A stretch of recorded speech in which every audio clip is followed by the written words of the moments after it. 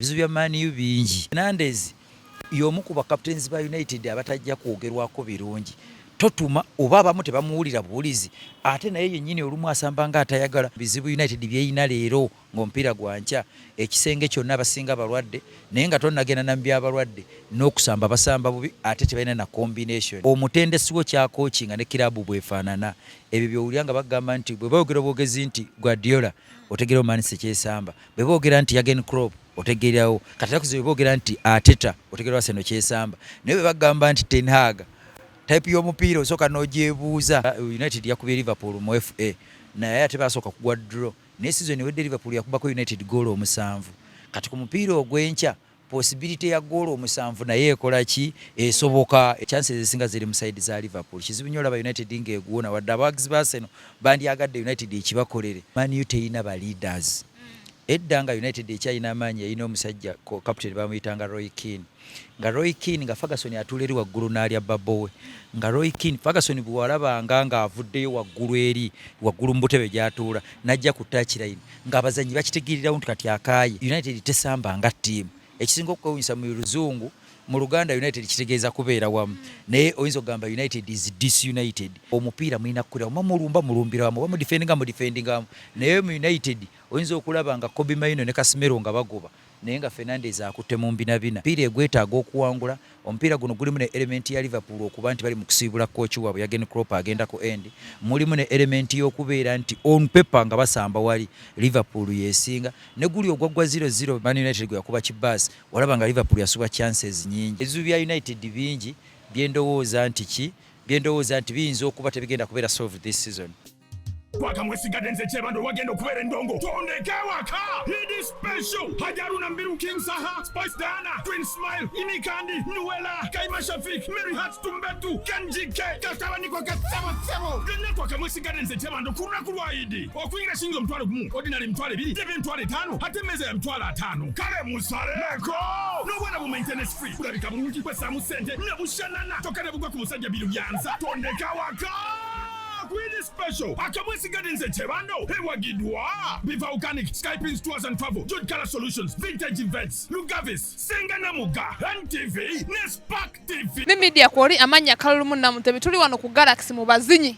Bakonkonyi ate bazinyi bwe bangamba. Bwekituufu tebakulimbye. Bazinyi ate bakonkonyi tulinawo abazinyi tulina ne Saabazinyi. Kati nze gw'otuuseeko nze Saabazinyi Dennis Lukamodrick Bossa. Lwaki gwe weetuuma Saabazinyi? Bannange be baali ntuuma ate nze omu ku basinze okuwangaala wano. Radio erina emyaka 11 ate emyaka 11 mbaddewo. Nosalawo obeere Saabazinyi.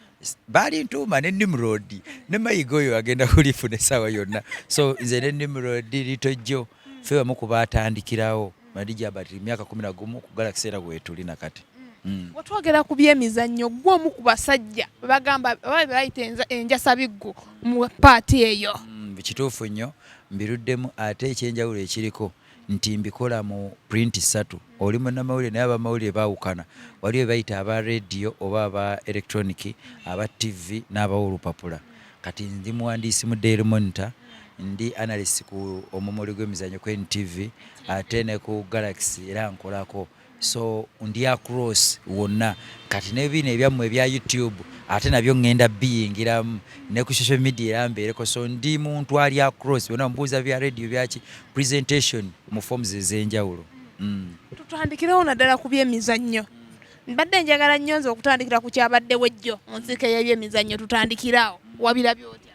Ejjo wabadde empiira gya Uganda egya liigi naye nga abalaba liigi ya Uganda kye kyasinze obbanyumira ekyokuba nti clubs ze babadde basuubira okuba ze zirina okuvuganya ku kikopo z'amaze ne zidda engulu wadde Villa teyawangula luli naye yakomyewo mu bavuganya ku kikopo ate ne Vipers yeyina ekikopo naye yazzeemu nekola ki neddamu newangula. So oyinza okugamba nti okuvuganya ku kikopo kwayongedde okukyuka kati ababaddeyo bakitala babbuulu balinga abakka betubadde tusuubira okubaayo kakati bambuka. So awo wenyumira awo era okuwangula ejjo Vipers kwe yawangudde ng'ekubayo PDF kwakyusiza ekibalo kya liigi kingi. Olowooza lwaki Vipers yeenunudde ku buno obudde kwebadde erudde nga teri eri waggulu? Obuzibu bwa Vipers obusooka bwali mu batendesi wano mu Uganda ye kilabu ekyasinze okugoba n'okuyingizaawo abatendesi ne wetwogerera wano bayinza okuba balina gwe bagobyeyo kati season yatandika balina mu Brazil nga bamuyita Neiva bwe byagira ne bimutemako ne baleeta Kooki Mbabazi kati Kooki Mbabazi yajja nga alina obuzibu bwe ng'omuntu alinayo karakita ze ng'omuntu ezitali nnungi kaakati ne bayombagana kaakati Vipers akavuyo ako n'abazannyi obutabeera ku foomu n'abazannyi abamu bewulira nga bamawale then negundi ne competition wano weyatandikira nga results tezijja so ebadde tekola bulungi kati ku mulundi guno Mbabazi bamuzizzaako ebbali ne baddira omu ku babadde bagundi abayambi be Richard Waswa ne bamukwasa obuvunaanyizibwa bwa ttiimu kati bakubye UR eguli ku Saturday wedde kati ejjo bakubye UPDF ate nga bakyabanja empiira ebiri kitegeeza nti bagiwangula bagenda ku top kakati olaba nti Vipers overtime eno esaawa mwetera okulamira kati eyinza okulamira wano neddamu newangula ebikopo bibiri nga byebiwangula season ewedde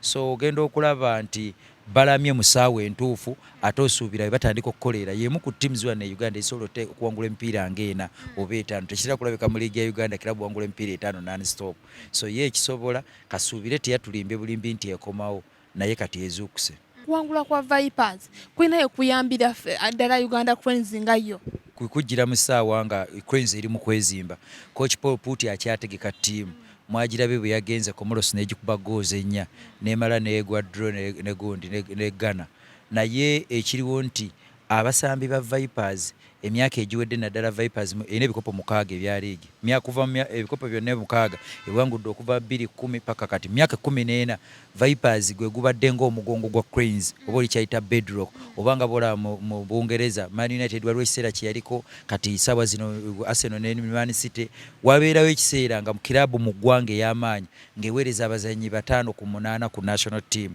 so Vipers babadde bavaayo nga bakyabayita bakaliisa naye nga tebalina kye bayamba national team kati Paul Puti kyakoze n'atandika okuwaako abalala omukisa Bassekiganda baani kaakati kitegeeza nti Vipers okudda engulu abazannyi be balina okulinnyisa omutindo abazannyi nga bakaliisa abazannyi nga bawayisu abazannyi nga bookero baddemba bayite ku national team kubanga baaliyoko so okuyimuka kwa Vipers kulina engeri gye kuyamba national team nti abazannyi baba baddamu ne babeera ku foomu n'abalala nga bawatambala nabo ne bongera ne bajja otuvaako ku liigi z'e Uganda tugendako ku liigi z'ebweru emabegakawo maniyu bakagisa buleezi bagikubye Chelsea yagikubye ate nga oyinza okugamba nti yabadde eridinze omupiira ebizibu bya maniyu bingi olinga yagala okuŋŋamba nti mbikuteekere mu order nga bwe biri nga bitaano kankuweeyo ekizibu ekisooka injuries ekisooka ng'obitadde mu order ekyokuva mu mannya omutendesi wo kyakookinga ne kirabu bwefaanana ebyo byowulira nga bagamba nti bwe boogera obwogezi nti Guardiola otegeera omanisi kyesamba bwe boogera nti Jurgen Klopp otegeerawo kati akuze bwe boogera nti Arteta otegeera Arsenal kyesamba naye bwe bagamba nti Ten Hag type y'omupiira osooka n'ogyebuuza oluusi bambi tomunenya okuzimba kutwala ebbanga naye omupiira tegukyakuwa budde obwo gwe waba Ferguson ate n'ekirala United ekiyombesa abantu sente baziina ng'okimanyi nti Ten Hag oyo agenda mu season yakubira egimalako naye akaspendinga almost miliyoni 4 kati bw'obanga olina sente abagagga bo balowooza abagagga mu nsi yonna ne mu bulamu obwa bulijjo sente weeri ebintu tebirina ggaana United buli musambi gwesabye bamuleesi baleeta ne bagundi abo Anthony Bola baabo bajjira obukadde 7 Rasmus Hojlund bajjidde sente nnyingi so omutendesi naye alinako obuzibu ekirala n'abasambi omutindo gwabwe nagwo gufluctuate gwa kiboggwe onoonyayo omusambi oyo akuwadde nnyo kyovula ono omwana omuto Kobe Maino bwe yazze n'asambamu emipiira 1-2-3 bamukubiddewo enduulu goolokipa yalwawo okuyingira mu kintu onana then okuteeba Rashford balinga abaabivaako so ogenda okwekanga nga factors nyingi nga ziyinza okuba tezigenda kubeera solved this season era ne mupiira ogw'ekyaka bagenda osamba ne Liverpool ate gasaawa 11 enkya ku Sunday kigenda kukulaga nti bayinza okwongera okuexposingayo ebizibu ebirala bino nkuwaddeko 4 Liverpool United yakubye Liverpool mu FA naye ate basooka kugwa draw ne season ewedde Liverpool yakubako United goal 7 kati ku mupiira ogw'enkya possibility ya goal 7 naye ekola ki esoboka oba 5 kubanga mu bizibu United byeyina leero ng'omupiira gwankya ekisenge kyonna abasinga balwadde naye nga tonnagenda na mbyabalwadde n'okusamba basamba bubi ate tebalina na combination wegamba gwenga gwe bossa olaba nga chances nyingi eza Liverpool okuwangula omupiira gw'enkya? Kubanga ekisooka abazanyi ba Liverpool abasinga bakomyewo. Ekyokubiri Liverpool egenda kusamba ng'emanyi Man City bwe yakoze. Man City esamba leero esamba Crystal Palace, Arsenal esamba lwaggulu esamba Brighton. Kakati Liverpool yeri ku top. Kitegeeza nti bw'enejja n'esamba United ng'olwedda Arsenal yawangudde, Arsenal ebeegiggyeyo waggulu ku top. So omupiira egwetaaga okuwangula. Omupiira guno gulimu ne element ya Liverpool okuba nti bali mu kusiibula kooki waabwe Jurgen Klopp agenda ku end. Mulimu ne element y'okubeera nti on paper nga basamba wali Liverpool yesinga. Ne guli ogwaggwa 0-0 Man United gwe yakuba kibaasi, walaba nga Liverpool yasuba chances nyingi. So ku mulundi guno bw'otunula ani ayina foomu ennungi, ani agwewulira, ani ayina abazannyi abayinza okusalawo, chances ezisinga ziri mu side za Liverpool. Kizibu nnyo olaba United ng'eguwona wadde abawagizi ba Arsenal bandyagadde United ekibakolere. Naye kizibu nnyo okulaba Liverpool erina budrawers bungi bwesikamu, ate erina n'omusajja nga Salah asigala ng'abakuba era ng'ali ku foomu nakati. Bwenga bosa singa omuntu ajja nga ayagala siba kapapula, tugenda kasibira ku Man U ne Liverpool, bagoberere ki? Sitera kuwa nnyo bantu bet kubanga bajja kunkyawa, ntera kukuwa analysis gono wejjiramu. So bwe nkugamba nti emikisa gisinga wa Liverpool osobola okumpuliramu n'osibira wakapapula. Naye okusiba beti oyo abasajja abasinga osamba omupiira bapere ba Maradona baani ne bakocheza abagukochi nga ba Ferguson. Ba Maradona batuuka kufanga Maradona tasobola kujja nagamba nkugambye Argentina egenda kuba Bungereza obakire. So betting oyo abeeramu emikisa mingi. Efe kye tukola tukuwa factors zonna. Kati factors nkubulidde ziri ku side ya Liverpool.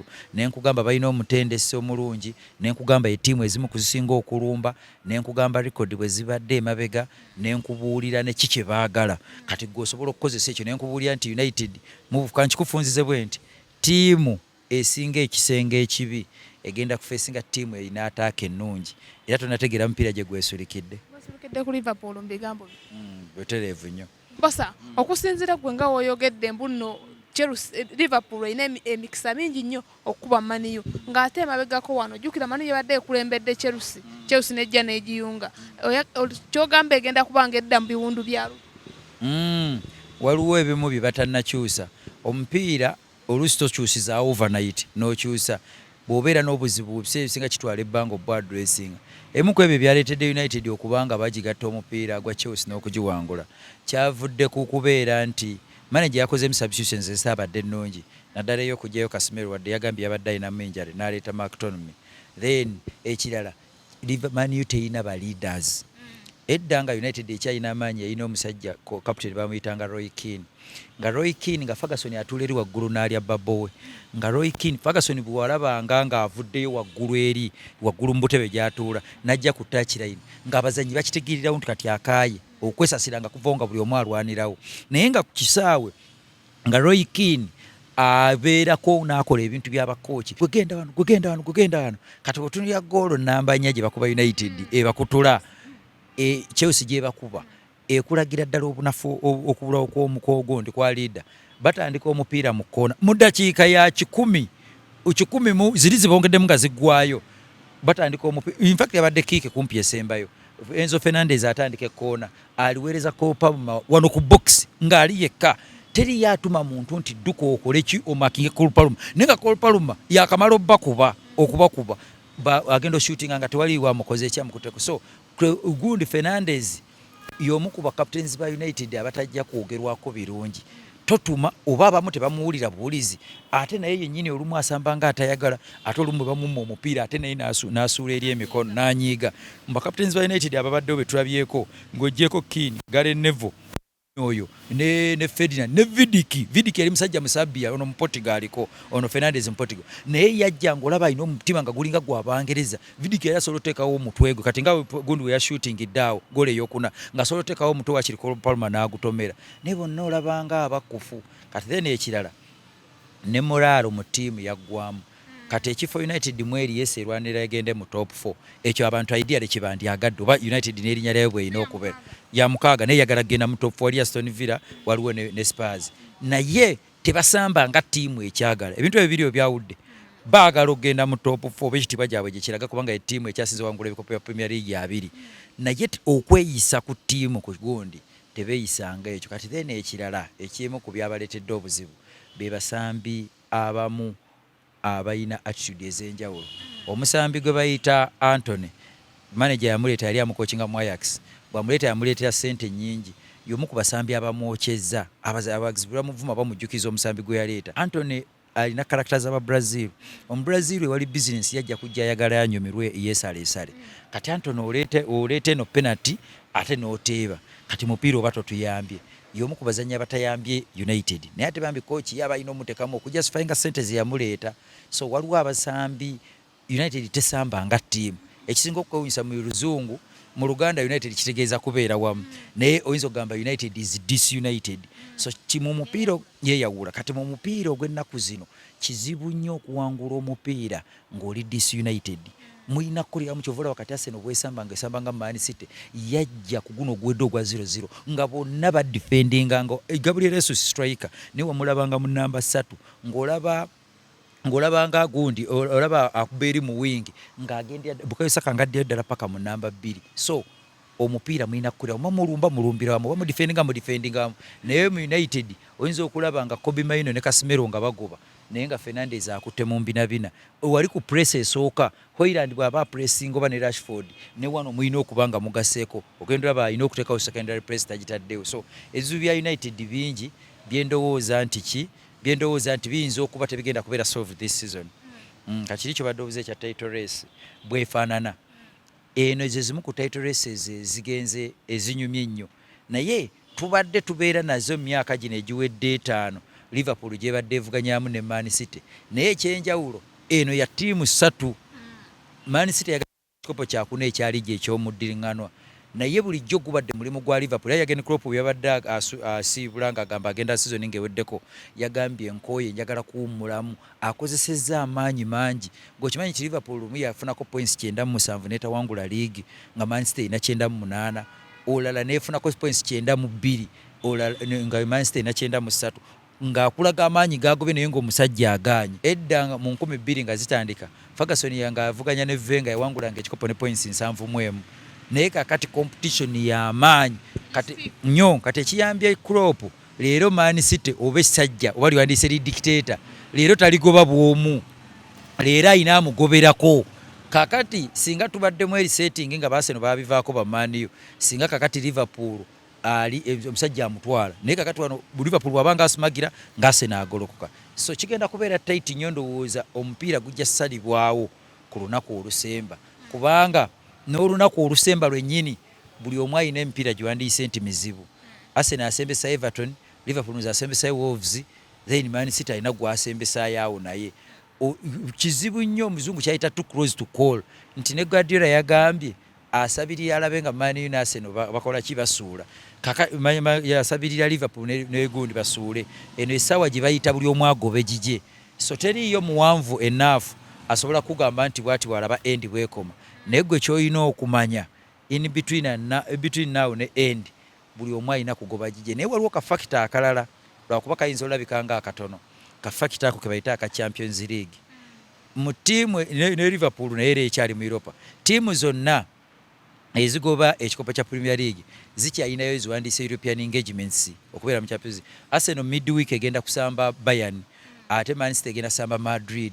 Emipiira egyo wadde giri mu competition ndala naye giyina amaanyi ge gikukuulamuko kubanga kati Arsenal egenda samba Brighton wano naye ate ku weekend egenda kubanga esamba Wolves.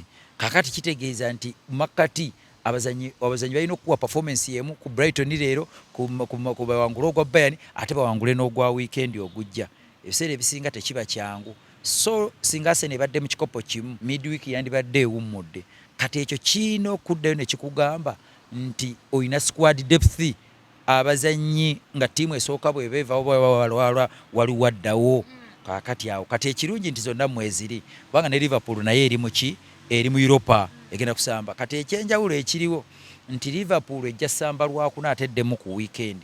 Obuntu obwo bubeera butono obwa Champions League nga butegeeza kinene n'engeri kakati nekya ne moralo ne result ya Champions League esobola okutta moralo ya weekend osobola okujja Bayern n'agukutuuzaako ate amaanyi ne gakubula ate ng'olina okukyuka ne oluli oddemu. So Champions League naye agenda bajajinga nnyo then ne win ya leero kyova olaba nga ne bwe bamaze okwesamba Arsenal ne bagwa draw oyo si yabadde title decider. So oyinza okugamba nti anaasinga emikisa kino kigenda kubeeramu n'omukisa kigenda kubeeramu n'embavu. Kakati kyekyo wadde ongamba ekyase n'okubeera enjovu kati tekyali njovu ku luno kubanga ebintu earnings season ewedde nabo benyini babeeranga surprised. In fact batandika first round ne bagivuga ng'Everton ye bakubyemu yokka baali tebanasamba Man City omupiira bagupostponinga naye nga nabo tebakikkiriza basamba Man City ne bagikwatirirako mu first half nga nabo tebakikkiriza nti bagikwatiridde nemala nebakuba ennyamu epo w'omwaka guli oguwedde nga bata naye ku luno olaba basooka ne bakuba Man City mu Community Shield ne bagikuba mu liigi kati kuno bagenze gisamba ne bakyusa ne mu approach nga bawulira Man City bagisobola kaakati ekirala ekigenda okunyumisa nga mmaliriza mu taito gundi eno gyolaba eri taito wakati wa Liverpool ne Man City ne Arsenal ate mulimu akayinza otunyumira Man City bw'ayita ku Madrid agenda kubeera ku semi-finals akwata ku Arsenal singa abayise ku Bayern. Kakati just imagine tubadde n'emipiira egyesatu nkugambye Arsenal egudde mu draw egudde draw kubanga ne guli ogwa Charity Shield yagwa draw ne yakuba yawangula mu penalty katwedde katugambe nti empiira esatu Arsenal Man City tenda gikubamu.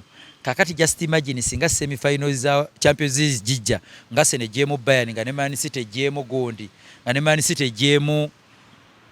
City ejjemu Madrid kitegeeza mu contest eri ennene eya Premier League tukyabayina banga bo tebakyazeemu kwekwata ate inamuko neki tubeeramu ne Champions League emipiira egyo ebiri kiba kitegeeza nti season ena Arsenal beesambye Man City emipiira egyo kakiba kitegeeza obunkenke bwoba obulaba kati ng'ebula emipiira 8 bujja kweyongera singa Arsenal etuuka mu semi-finals ng'erina okusamba Man City emipiira egyo. Kakati waliwo ne kasaabu ploti akalala akayinza okuyamba okusolovinga ekibuuzo kyo kyobadde obuuza ku endi ani atwala. Wabaddewo kirabu 3 emu yavuddeko kirabu 2 ezikyalina okukwata teams ezo zonna naye nga kirabu ezo on paper ziyina amaanyi ate zisobola okukozinga upset naye olumu tezeeyisa bwe zityo kati lwakuba nti gundi yamaze okusamba Man City yamaze okusamba Aston Villa mu midweek naye Aston Villa erina okusamba Arsenal erina okusamba Liverpool n'endala ye Spurs erina okusamba Man City erina okusamba na Arsenal ne Liverpool.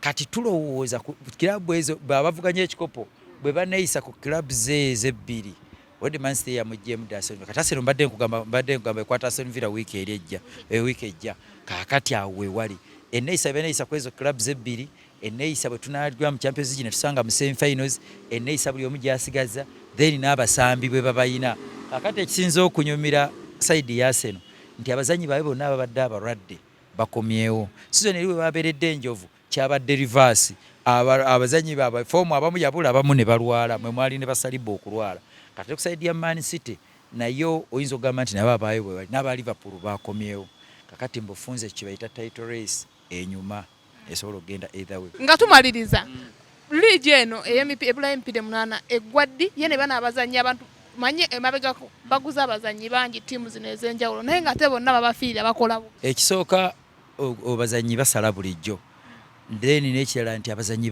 bafuuka babbeeyi kati kizibu nnyo kati ennaku zino omusambi osanga mu miliyoni 10 genda waggulu Bambape babagula 2 kati omusambi bw'omugula miliyoni nga 7 for example nga Anthony n'atakolera olina kuguma n'olinda season eddako so abo mujja kuddamu mu nkyaze nga season eweddeko tutunulire ba flops bagula cents ennyingi naye n'olula mu nfuniyo time nange mumpite ndisikasinge ku Kenzo munnabyamizannyo munnaffe mukwano gwange awagira Villa tusamba naye oluusi omupiira mujje mumbuuze ku ye ne Nyamutoolo ku mbaga yaabwe nange mbawe view mbeera nazo so bwe munakwa bagenda kweyanjula mbiwuliddeko ne leero mawulire ku front page kwebiri yabaddeko mu muzikiti ewa Mubajje agamba essaawa yonna agenda kumuwa wa Minister Nyamutoolo amuyambye nnyo ku bino ebibaliko ebyokulwanirira copyrights abibeerako mizannyo abagamba ati tayogera nnyo ku bya bufumbo abasajja ebiseera ebisinga toyogera nnyo ku bintu bya waka